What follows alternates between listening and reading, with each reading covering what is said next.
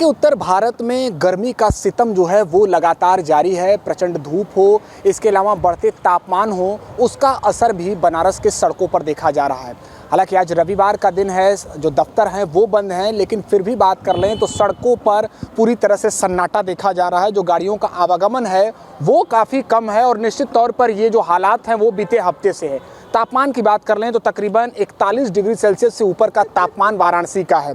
ऐसे में जो लोग यहाँ पर जुड़े हैं, हम उनसे बात करते हैं क्या स्थिति है। बीते हफ्तों से बात कर लें तो वाराणसी की क्या स्थिति है, गर्मी का प्रभाव कितना देखा जा रहा है? आज तो 43 डिग्री सेल्सियस है तापमान यहाँ का।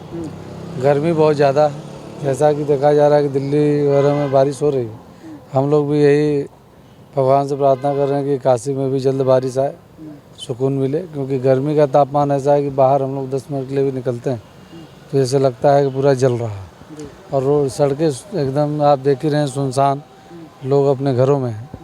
तो गर्मी से बचाव के लिए हम लोग गमछा का प्रयोग करना और आम का पन्ना, नींबू शरबत, सत्तू की लस्सी, जितने भी लिक्विड पदार्थ हैं हम लोग लेते हैं और लोगों को भी लेने की सलाह देते हैं कि गर्मी से बचाव का कारण ये भी है कि एक दिन में 5-7 लीटर पानी पीना, क्योंकि पानी की कमी से ही लू लगता है। तो इसके बचाव के लिए हम लोग तो हमेशा तत्पर हैं। निश्चित तौर पर जो गर्मी का असर है वो साफ तौर पर देखा जा रहा है। ये देखिए, ये सड़कें पूरी तरीके से सुनसान हैं। शाम का भी 4 बजे का वक्त है और असर जो गर्मी का है वो आप कितना दे रहे हैं? आप कहाँ से आते हैं, ग्रामीण क्षेत्र या शहरी क्षेत्र से? हम तो ग्रामीण क्षेत्र से आते हैं। ग्रामीण, वाराणसी के ग्रामीण से। क्या हालात हैं, गर्मी का कितना प्रभाव आप देख रहे हैं? गर्मी का तो बहुत प्रभाव है भाई। गर्मी का सीज़न है, लू चल रही है, लोग घर से बाहर भी नहीं निकल रहे हैं। लेकिन एक राहत की बात है कि आज के मतलब कि कुछ दिन पहले आप देखेंगे तो बिजली नहीं मिलती थी। तो अभी इस सरकार ने जो बिजली की व्यवस्था सही कर दी है, तो इससे लोग घर में बैठ के आराम से अपना दिन बिता ले रहे हैं। ये सबके लिए राहत की बात है।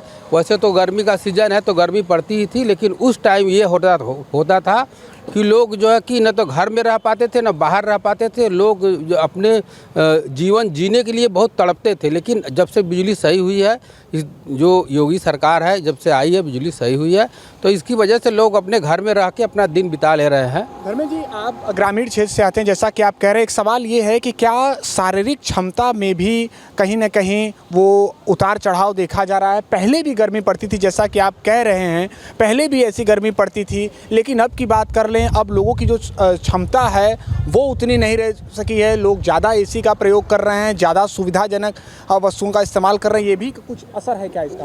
उसको आप थोड़ा बहुत जोड़ सकते हैं, लेकिन आप पूरी तरीके से नहीं। लेकिन जब से कोरोना आया है उसके बाद से लोगों का ह्यूमिडिटी पावर जो है वो कम हुआ है, इसको आपको मानना पड़ेगा। और जो आप कह रहे हैं कि एसी वगैरह का, तो भाई जब बिजली मिल रही है तो लोग अपनी सुविधा से वो अपनी सुविधा के लिए चला रहे हैं कि गर्मी से निजात मिल जाएगी, और उनका कोई बहुत बड़ा इशू नहीं है।